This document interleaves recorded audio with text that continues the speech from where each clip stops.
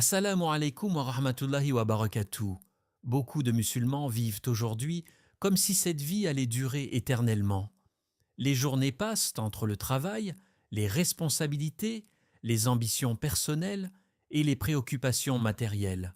Peu à peu, le cœur peut s'habituer à cette routine et oublier une vérité fondamentale que l'islam nous rappelle pourtant sans cesse. Ce monde n'est pas notre destination finale, c'est seulement un passage, un test temporaire avant la vie éternelle.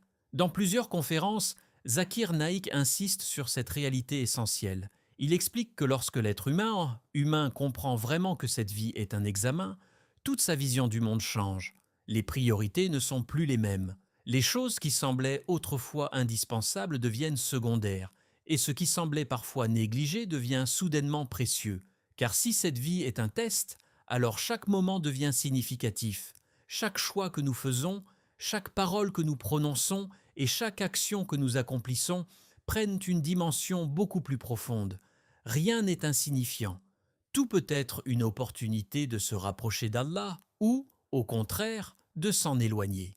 Lorsque cette conscience s'installe dans le cœur, notre manière de voir les difficultés change complètement. Beaucoup de personnes, lorsqu'elles rencontrent des épreuves, pensent immédiatement qu'elles sont victimes d'injustice ou de malchance. Mais l'islam nous enseigne une perspective différente. Les épreuves ne sont pas simplement des obstacles, elles sont souvent des tests destinés à révéler ce qu'il y a dans notre cœur. Une difficulté peut révéler la patience, une perte peut révéler la confiance en Allah, une injustice peut révéler la capacité à pardonner et à rester droite.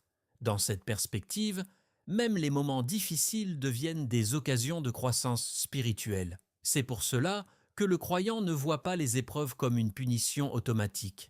Parfois, elles sont au contraire une preuve de l'attention d'Allah envers son serviteur, une manière de purifier son cœur et d'élever son rang.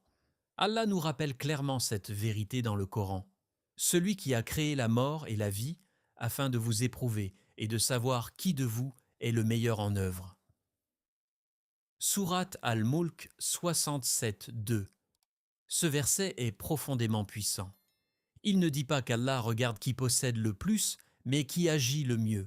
La différence est immense. Dans ce monde, les gens sont souvent jugés selon leur richesse, leur statut social ou leur succès apparent. Mais auprès d'Allah, la valeur d'une personne se mesure à ses actions, à sa sincérité et à la pureté de son intention. Cela signifie qu'une personne simple, inconnue et discrète peut être immensément élevée auprès d'Allah, simplement parce que ses actions sont sincères et constantes. Et à l'inverse, quelqu'un qui semble réussir dans ce monde peut perdre énormément dans l'au-delà, si ses actions sont vides de sincérité. Quand un musulman comprend cette réalité, l'argent, la réussite ou la popularité perdent leur pouvoir sur son cœur. Ces choses ne deviennent pas forcément interdites ou mauvaises, mais elles cessent d'être l'objectif principal de la vie. Elles deviennent simplement des moyens, pas des fins. Le croyant commence alors à se poser des questions différentes. Est-ce que mes actions plaisent à Allah? Est-ce que mon comportement reflète ma foi? Est-ce que je me prépare réellement pour la rencontre avec mon Seigneur? Cette conscience transforme la manière de vivre. Elle apporte plus de sagesse, plus d'équilibre et plus de sérénité. Le musulman ne se laisse plus emporter par les illusions de ce monde, parce qu'il sait que tout ici est temporaire. La richesse disparaît, la beauté change, la jeunesse passe et les positions sociales peuvent s'effondrer. Mais les bonnes actions, elles, restent. Elles accompagnent le croyant bien au-delà de cette vie, jusque dans la tombe et dans l'au-delà. C'est pourquoi le véritable succès n'est pas celui que le monde applaudit, mais celui qui mène au paradis. L'un des dangers les plus silencieux dans la vie d'un musulman n'est pas forcément le péché visible, mais l'oubli progressif d'Allah dans la vie quotidienne. Cet oubli ne se produit pas soudainement, il s'installe doucement, presque imperceptiblement, à travers la routine de chaque jour. Les journées deviennent remplies de responsabilités, travail, études, projets personnels, obligations familiales, préoccupations financières. L'esprit est occupé du matin au soir. On se réveille en pensant aux tâches à accomplir, on passe la journée à courir entre différentes obligations, puis la fatigue nous emporte le soir. Peu à peu, le cœur peut s'habituer à vivre dans ce rythme sans prendre le temps de se reconnecter à son Créateur. Le problème n'est pas de travailler, d'étudier ou de chercher à améliorer sa situation. Au contraire, l'islam encourage l'effort, la discipline et la responsabilité. Le prophète, que la paix et le salut d'Allah soient sur lui lui-même, valorise le travail honnête et la contribution à la société. Le véritable danger apparaît lorsque ces activités deviennent le centre absolu de notre existence, au point que la relation avec Allah devient secondaire ou occasionnelle. Une personne peut alors commencer à vivre comme si Allah n'était pas présent dans son quotidien. Les décisions sont prises uniquement selon l'intérêt personnel, les priorités sont définies uniquement selon les bénéfices matériels, et la dimension spirituelle disparaît progressivement de la vie. C'est une situation que le Coran décrit avec une grande profondeur. Allah dit « Et ne soyez pas comme ceux qui ont oublié Allah, alors il leur a fait oublier leur propre personne. » Sourate Al-Hashr 59-19. Ce verset contient une sagesse remarquable. Il explique que lorsque l'être humain oublie Allah, il finit par s'oublier lui-même. Cela signifie qu'il perd progressivement la compréhension de sa véritable nature, de son objectif et de sa direction dans la vie.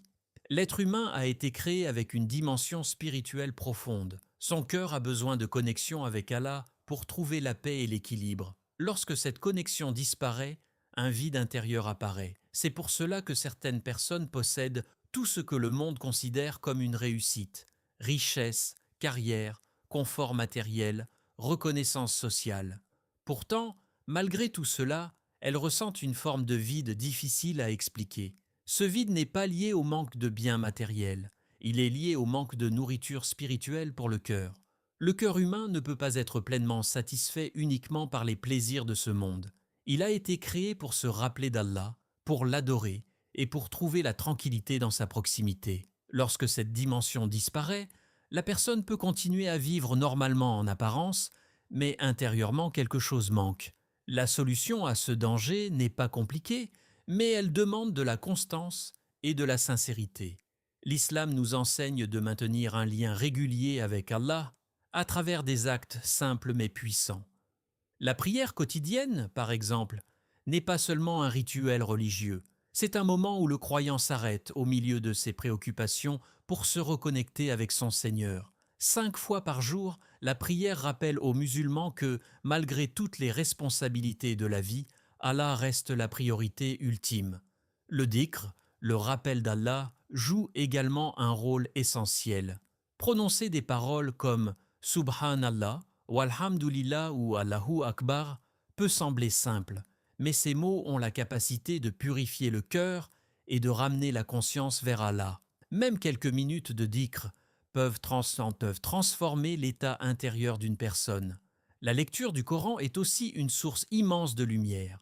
Le Coran n'est pas seulement un livre de guidance intellectuelle, c'est une parole divine qui touche directement le cœur du croyant. Lorsqu'un musulman lit le Coran avec réflexion, il se rappelle constamment qui est son Seigneur, pourquoi il a été créé et où il se dirige. Ces pratiques ne demandent pas forcément des heures chaque jour. Parfois, quelques moments sincères suffisent pour maintenir la lumière dans le cœur. Car lorsque le cœur reste connecté à Allah, même au milieu des responsabilités du monde, la vie retrouve son équilibre. Les difficultés deviennent plus supportables, les décisions deviennent plus sages, et le cœur ressent une paix que rien d'autre ne peut véritablement remplacer. Parmi les plus grands rappels que l'islam adresse aux croyants se trouve la place du Coran dans la vie quotidienne. Beaucoup de musulmans possèdent aujourd'hui un exemplaire du Coran dans leur maison. Il est posé sur une étagère, respecté, parfois embrassé avec amour. Mais trop souvent, il reste fermé pendant des jours, des semaines et parfois même des mois. Cette réalité est plus commune qu'on ne le pense. Les gens sont occupés, les journées passent rapidement et la lecture du Coran est souvent repoussée à plus tard. On se dit qu'on le lira quand on aura plus de temps, pendant Ramadan ou lors d'un moment spécial. Pourtant, le Coran n'a jamais été révélé pour être seulement un livre récité à certaines occasions. Le Coran est avant tout un guide vivant pour la vie humaine. Il n'a pas été révélé uniquement pour être lu avec la langue, mais pour être compris avec l'esprit et ressenti avec le cœur. Il contient des enseignements qui touchent chaque aspect de l'existence. Les relations humaines, la justice, la patience face aux épreuves, la moralité, la spiritualité, et même la manière de réfléchir sur le monde. Dans le Coran, Allah rappelle clairement le rôle de ce livre. Ce livre, il n'y a aucun doute en lui, est une guidance pour les pieux. Sourate Al-Baqarah 2.2. Ce verset est profond. Il affirme que le Coran est une certaine guidance, sans doute ni confusion. Dans un monde où les idées changent constamment, où les valeurs se transforment selon les époques et les cultures, le Coran reste une source de vérité stable et claire. Mais pour bénéficier de cette guidance, il faut se reconnecter au livre d'Allah. Lorsque le musulman commence à lire le Coran régulièrement, même quelques versets par jour, quelque chose change progressivement dans son cœur.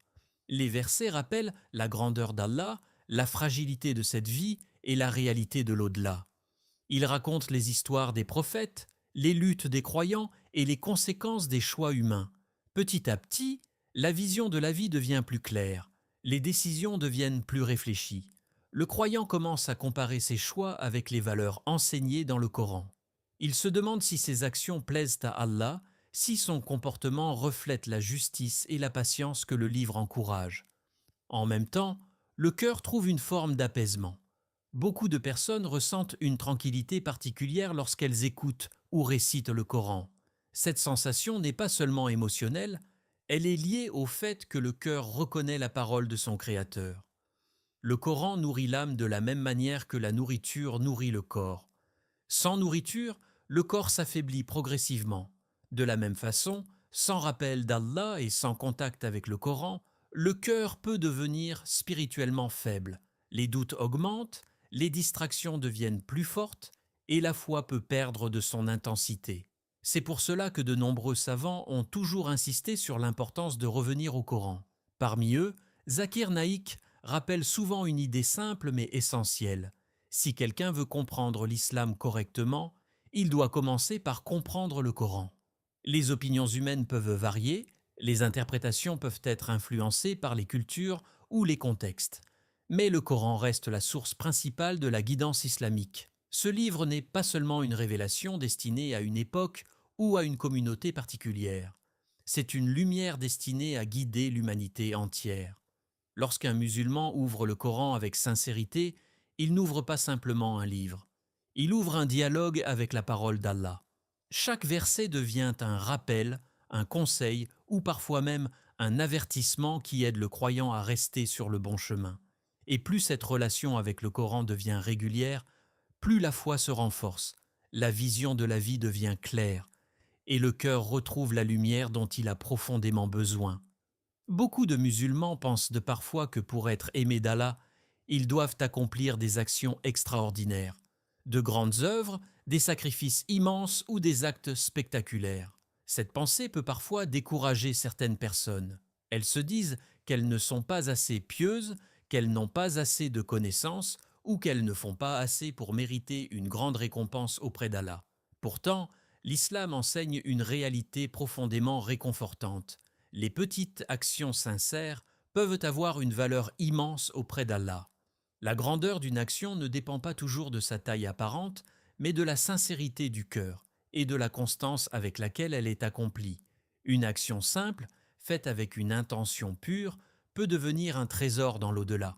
Un sourire offert à quelqu'un qui traverse une difficulté, une parole douce adressée à une personne blessée par la vie, un geste d'aide envers quelqu'un dans le besoin, toutes ces actions peuvent sembler petites aux yeux des gens, mais auprès d'Allah, elles peuvent avoir un poids immense. L'islam nous apprend que la bonté quotidienne a une valeur spirituelle profonde. Chaque geste positif peut devenir une forme d'adoration si l'intention est sincère. Le prophète, que la paix et le salut d'Allah soient sur lui, a dit « Les actions les plus aimées d'Allah sont celles qui sont régulières, même si elles sont petites. » Rapporté par Al-Bukhari et Muslim. Ce hadith contient une sagesse très importante. Il nous apprend que la constance est plus précieuse que l'intensité temporaire.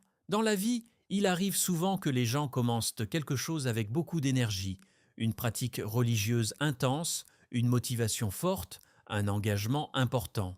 Mais après quelque temps, la fatigue ou les distractions prennent le dessus et l'effort disparaît. L'islam encourage plutôt une approche équilibrée et durable. Une petite action répétée chaque jour construit progressivement une relation solide avec Allah. Par exemple, lire quelques versets du Coran chaque jour peut sembler peu. Pourtant, sur une année entière, ces quelques versets deviennent des centaines de pages de rappel et de guidance. De la même manière, faire une petite invocation chaque matin ou chaque soir peut transformer progressivement l'état du cœur. La constance crée une discipline spirituelle. Elle garde le cœur connecté à Allah, même au milieu des responsabilités et des préoccupations du monde. Un autre aspect important de ces petites actions est leur impact sur les autres. Parfois, un geste simple peut changer la journée, voire la vie de quelqu'un. Un sourire peut redonner de l'espoir à une personne triste. Une parole encourageante peut redonner confiance à quelqu'un qui doutait de lui-même. Dans la tradition islamique, même ces gestes sont considérés comme des formes de charité. Cela montre que la porte du bien est ouverte à tout le monde. Peu importe la richesse, la position sociale ou le niveau de connaissance religieuse, chaque musulman possède la capacité de faire le bien autour de lui. Le bien n'est pas réservé à une élite spirituelle. Il commence souvent par des gestes simples, accessibles à tous. Ce qui compte le plus, c'est la sincérité de l'intention. Lorsque le croyant agit pour plaire à Allah, même les actions ordinaires prennent une dimension extraordinaire. Un acte de gentillesse, une aide discrète ou un mot réconfortant peuvent devenir des lumières dans le livre des actions. Ces petites actions ont aussi un effet sur le cœur du croyant lui-même.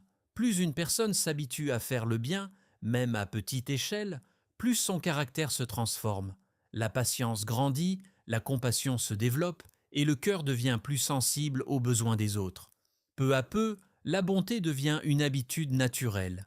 Ainsi, chaque musulman peut commencer dès aujourd'hui.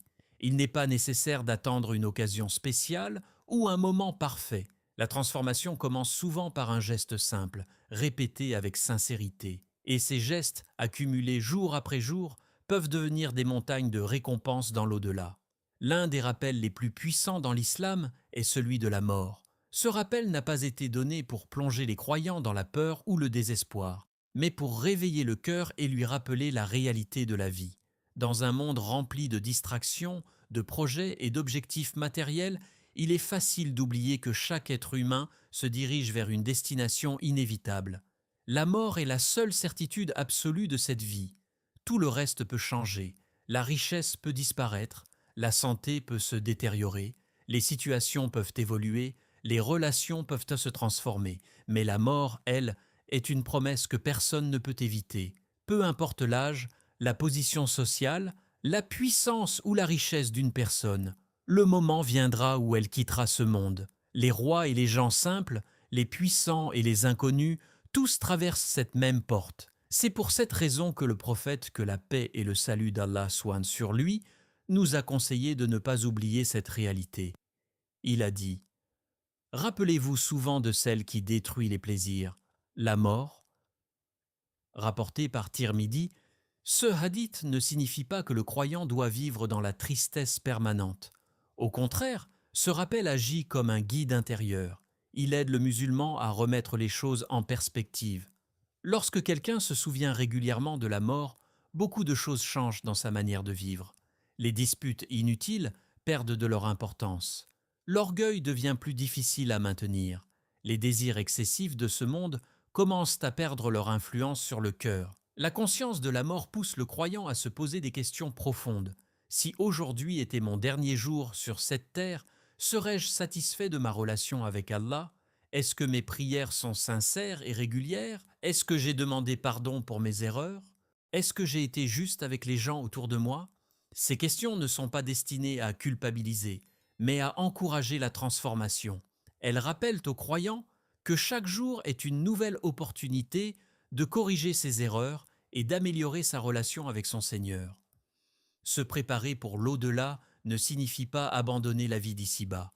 L'islam ne demande pas aux croyants de se retirer complètement du monde. Au contraire, il encourage l'équilibre. Travailler, construire une famille, contribuer à la société, tout en gardant la conscience de l'éternité. Le croyant vit dans ce monde, mais son cœur reste attaché à l'au-delà. Cette conscience transforme les actions quotidiennes. Une prière n'est plus simplement une obligation religieuse, mais un moment précieux pour se rapprocher d'Allah. Une bonne action n'est plus seulement un geste moral, mais un investissement pour la vie éternelle. Même la repentance prend une dimension particulière. Chaque fois qu'un croyant reconnaît son erreur et demande pardon à Allah avec sincérité, il purifie son cœur et se rapproche de la miséricorde divine. L'islam enseigne que la porte du repentir reste ouverte tant que la vie continue. Cela signifie que personne n'est condamné par ses erreurs passées. Chaque jour peut devenir un nouveau départ. Se préparer pour l'au-delà consiste donc à vivre avec cette conscience. Chaque moment peut être précieux. Chaque prière accomplie avec sincérité, chaque acte de bonté, chaque parole douce, chaque aide offerte à quelqu'un dans le besoin peut devenir une lumière dans la vie future. Et lorsque le croyant vit avec cette perspective, la vie elle-même change. Les actions prennent plus de sens, les priorités deviennent plus claires et le cœur trouve une direction. Car au final, la véritable réussite n'est pas simplement de vivre longtemps ou de réussir dans ce monde. La véritable réussite est de rencontrer Allah avec un cœur sincère, des actions qui témoignent de la foi et l'espoir d'entrer dans sa miséricorde éternelle. Ce rappel nous enseigne une vérité essentielle. La vie que nous vivons aujourd'hui n'est pas une destination, mais un voyage vers l'au-delà.